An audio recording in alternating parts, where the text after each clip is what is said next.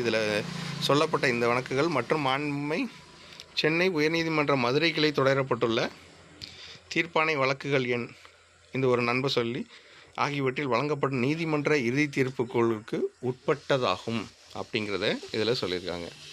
இந்த court case மற்ற விஷயங்கள் எல்லாத்தையுமே வந்து ப்ராப்பராக இதை கோத்ரூ பண்ணி தான் வந்து அதில் உள்ளதுக்கான உட்பட்டே இந்த நியமனம் நடைபெற்றிருக்கு அப்படிங்கிறத இதில் தெரிவிச்சிருக்காங்க.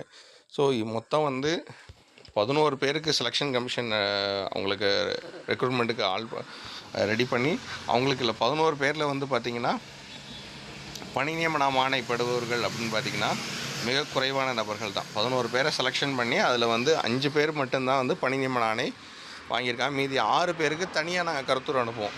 இதுக்கு காரணம் என்ன அப்படின்னு பார்த்திங்கன்னா அவங்களுக்கான செலெக்ஷனில் பார்த்திங்கன்னா சப்ஜெக்ட் ஈக்குவலண்ட் அவங்களுக்கான சப்ஜெக்ட் ஈக்குவலண்ட் ரெலவென்ஸு விவரங்கள்